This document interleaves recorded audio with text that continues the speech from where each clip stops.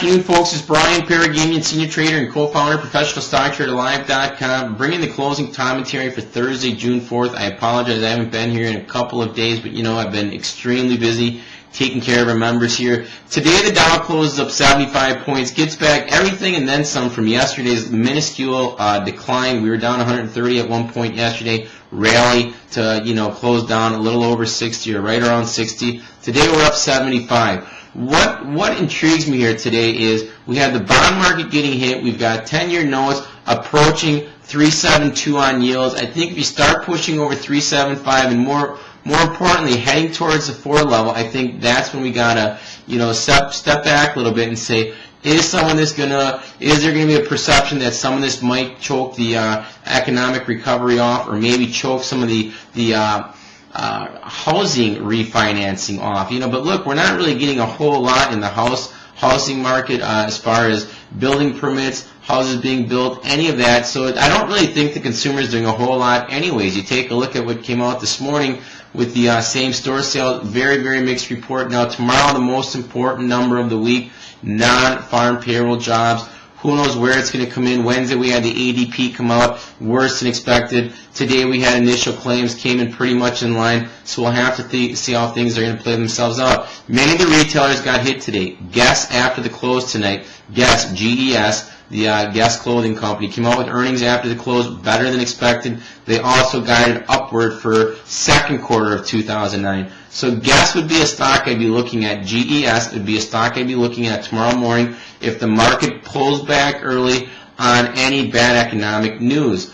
Also, I'd be looking at JWN, Nordstrom. You can take a look on the chart. It looks like it's got a real nice base in the 2090 area. I think if we have bad economic news again and it pulls back and holds that area and in fact is maybe even slightly up on the day, I think one can look at playing that from the long side. A couple other stocks I think are interesting. One, IBM did not participate today. What's that telling us? IBM, I said a couple days ago, looked like it could break out, broke out, since then pulled back, did nothing today. Apple continues to rip to the upside. You got the iPhone coming out here. When is it? Monday, Tuesday. The stock, 8 days we're counting now, outputting a lower low. Jammed on the RSI, jammed on the stochastics. I think you can look at legging into a short position there. 143.74, the close up 279. Absolutely crazy. Just yesterday you had an upgrade of the stock after it was up 6 consecutive days in a row heading into yesterday. 14% up, 82% up on the year when yesterday started. Who's recommending a stock like that? I just can't believe it. So I think Apple's a spot you can look at, possibly start laying into a short position. Also, I'll tell you another one that's very interesting is First Solar. While you've seen a lot of the other solar stocks moving higher, First Solar, after their earnings came out, rallied to over 200, and you take a look at each one of their successive highs have become lower highs. So I think First Solar, I think personally, is going to break down below the 175 level. I think it's a good short position up towards the 20-day moving average towards 187.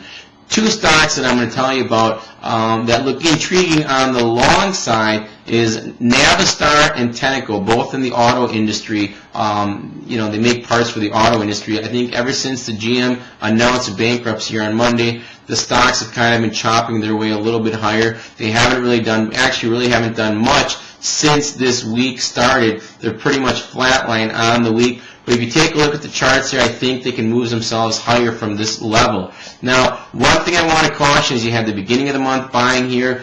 Is this the sell in May go away, or is the sell in June go away? Well, maybe not quite yet. I think if we start pushing through the 200-day on the exponential moving average on the SPX, which comes in right in this area, the 941, 942 area, I think we can be looking at higher prices on the SPX. And let me just pull the chart up here and tell you where I think the next target is we can move up to.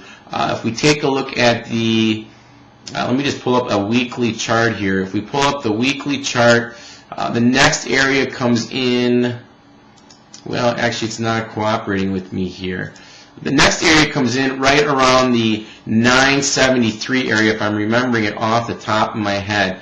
And that would actually tie in nicely. Actually, it's the 978 area. That ties in real nicely with where I think we potentially could rally to 9,000, 9,100. So I think we need to be on the lookout for that. But again, be cautious in here. You've started seeing a lot of speculation here again in a lot of the biotechs. Some of the smaller name biotechs have flown. I know some of that's associated with some news, but I just think it's getting a little frothy in here. And, you know, I think you need to just be cautious. Generally speaking, summer months aren't rip-roaring rallies. I don't expect it to be a rip-roaring rally again here either. So I say you be on cautious alert here, but I still say you have to respect the tape action. The tape action suggests that we are going to move higher. So that's what I wanted to say here today. Have yourselves a great evening. Again, I think Tenneco, TEN, Navistar, NAV, and Apple, or those two could be looked at on the long side. I think Apple and First Solar into some more strength can be looked at being put on the short side. Again, do your due diligence, look at the charts, and you know, don't just blindly short these stocks. You know, you have to do your homework on them a little bit. But those are just a couple ideas I wanted to share with you. And one other thing that I want to mention is if you're watching this video, then you must be looking for either some ideas, or maybe you're looking to learn a little bit about technical analysis. Go to our site, take advantage of our 3-day free trial. It is simply be sure you select the 3-day free trial. We'll get you set up on your 3-day free trial. I know once you watch our live webcast and you're a member of our service, you're going to absolutely love it. So please take advantage. You've got nothing to lose but time and money. Thanks for tuning in. Have yourselves a great evening. I've got to catch that phone call. Take care.